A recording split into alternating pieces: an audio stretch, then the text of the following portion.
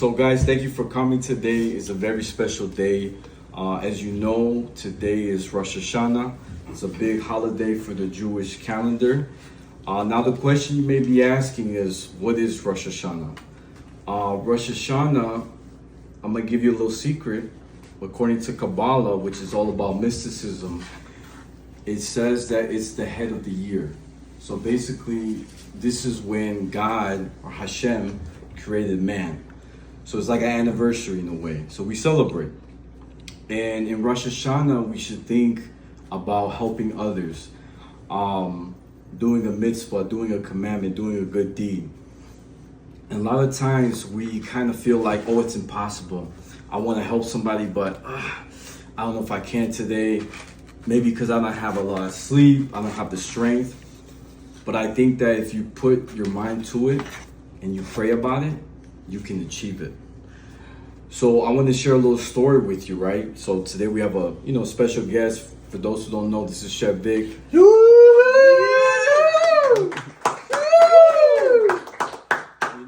He's in the queue. He's doing big things, changing Vegas. And one of my favorite stories with him, I got to share this. About 2 years ago, I basically had a big car accident. And my car was getting fixed. And it took about 4 or 5 months to get it fixed in the shop. And I had a rental, I got discounts, but it added up. It started to add up. And I was like, damn, my pocket's getting smaller and smaller. I said, I already spent $2,000. I gotta take it easy. And my car is still in the shop. So I was like, well, I got a problem. So I said, you know what? I was talking to Chef Vic. And I said, brother, I'm going through all these things and I don't know what should I get. And me and him, we were talking. I said, you know what? Maybe I should get a scooter, the electric, right? The one with the little bell. Ding, yeah. So Vic, he's so funny. He goes, look, man, I don't care what anybody says. You gotta get to work. I said, yeah, you're right. So I get my little scooter with a big old helmet. And I'm not lying, my coworkers back then, they used to thought that I came out of rehab because the helmet was pretty big. But I get there and it's crazy. It took me 2.5 hours to get to work from here. And I used to ride the little thing and it only went 15 miles per hour. So you're not really going fast. You're going, and I got homeless people chasing me. Like it's a real this is crazy. We didn't think you meant that scooter though when we said to get the scooter. Right. We thought you were gonna get it. Right. Continue. And the crazy thing, my bills were getting high because when you charge the scooter, you're using electric, right? And it takes like about 4 or 5 hours to charge it fully. And so my bill used to be high, like almost $300. And I said, man, that's too high. So I told Chef Vic, we were talking on the phone, having a deep conversation. Usually after 9 o'clock, me and him, we have a deep conversation. And it's getting real. So he said, brother, if you want, I got this catering event happening.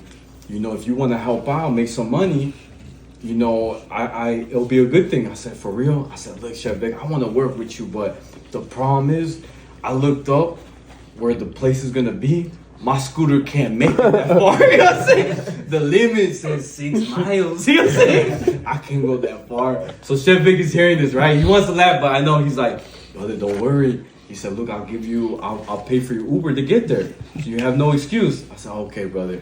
But don't forget, I still got to get home so that, So he's like, don't worry about when we get there. Don't worry. So I get to the spot. It's a dope event. It's at least 150 people. And it's nice because Vic has introduced me to different people. Uncomfortable, rich situation, right? Right. Like, yeah. Afraid to touch anything. Like, Right. So we get there and it's so nice. At the end of it, this was for Morris's spot. I'm gonna talk about the other one. So we go to Morris' spot. This guy, he's very wealthy, and it was a great event. And you're not gonna believe this, Chef Vic, he gave me a ride back home. And on his way home, we made a lot of food. And he could cook. The food that we had left over, he said, I want you to take it home. There was stuff that he even opened. It was like a brand new ice cream vanilla cake. And it was covered. And I said, I'll take it. And so he gave it to me and, he drove me home. But you ready for this? This is how the universe works. Chef Vic, in his heart, he wanted to do something good, right? He wanted to help a brother out. The amazing thing, if I can brag a little bit. So you're never supposed to tell anyone about this, man. No, sorry, brother. Go ahead. It just came in my heart. But the crazy thing, when Vic paid me, it was exactly what I needed to pay the light bill, which was wild. And I was so grateful, he didn't have to do it. I'm always gonna remember that.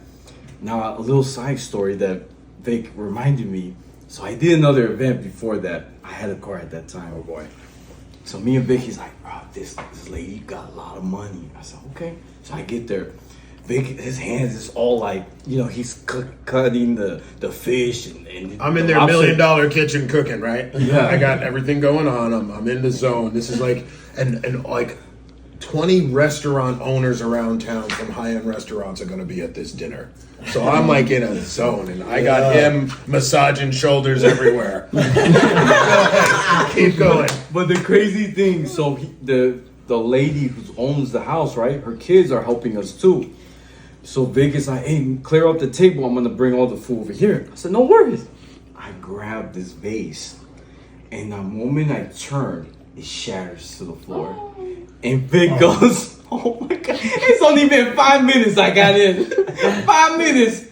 Vic goes, and I'm like, and so I don't know how to respond. So he's going like this, and I'm going, and so I'm like, man, I really feel bad. I said, Vic, and he know I feel bad because usually I'm joking, but he saw I got real serious. Well, we have two kinds of people here. Like when you break a vase, either the ones that say, yeah, hey, or you have the ones that like you think are going to want to bury you. Yeah. And we were at a function where we were with the person that would bury you. So I was trying to think of what I can tell this person on why their vase smashed. Yeah. And the kids that had our back, they said, hey, we'll say. Her kids were like teaching us like how to tell a story on how something else happened. I'm like, no, I don't want to get involved in this. Yeah. I'm like, keep me over there. Right. And luckily, Vic had my back. He told her, look, I jumped to the eye of the storm. Yeah. He's like, look, is that the only vase they sell in the world? Like, the one of a kind? We had to shift a replacement. Yeah. I was like, we'll replace this. Right. And luckily, everything worked out. But one of the scariest things in my life, because now when I do go with Vic, I don't touch nothing. If it's not the food, Vic, I'm sitting. Guys, he says he can't do the event. He doesn't even come anymore. He's like, I ain't going near it. You asked me a little bit more about it. Like, is it a rich person house? Yeah. I say yes. You can't come that day. I'll come back later. He's got the phobia now because he's going to break their stuff. Yeah. Right. But that was a scary thing. So I wanted to share. You did great, bro. Thank you, brother. Thank you, bro. He just wants me to talk to you guys about the power of transformation and fasting. At one point, I wasn't as healthy as I am now, and I'm in a position where a lot of people see what I do, and so I can influence people, that are watching me and inspire them to maybe want to get on track. Not necessarily everyone, but you hit one person, you're doing a good job. Your life changes, and now mental well-being wise, as you're getting older, you're not getting depressed that you're aging, but you're getting inspired, that you're getting better and younger as you go, and you really feel that, when, like me, I'm a man of children, and my children are big, they're adults, and, it's like, we're dear friends because we inspire each other. I'm an inspiring dad. I'm one that my kids watch me, they watch my strides I take, they watch my journey, everything I've done, everything I do health-wise. And I'm in a blessed position where, yes, I can have a conversation with some great people, at a very nice place like this right now. But, good amount of people are keeping an eye on what I'm doing, as far as the chef and the food stuff and the stuff I do out there on television. So while I have their attention, I'm absolutely guilty of trying to sneak a little inspiration, motivation, rejuvenation, and something that people can take away, to help their lives. Because I feel good, when things like that happen. And I feel like I'm serving my purpose. So, people like Dave, a good, lovable guy that people just want to be friends with because he's a real deal guy who puts people first, even before himself sometimes. and giving back to him, having great influences around him to, put him in the right place. Him himself, if you did a before and after photo of him 2 years ago and now, it's absolutely different. The man has transformed. He has more energy. He's more focused. He's living a better life. He's getting more stuff done. More success is coming his way. So my little brother here has, done pretty much what I've done, and he's still on his health journey, and that, makes me feel great that he's in a good circle of influence that physically helped his life, where he has had health scares as well for being a young man at a young age, where not so much anymore, huh?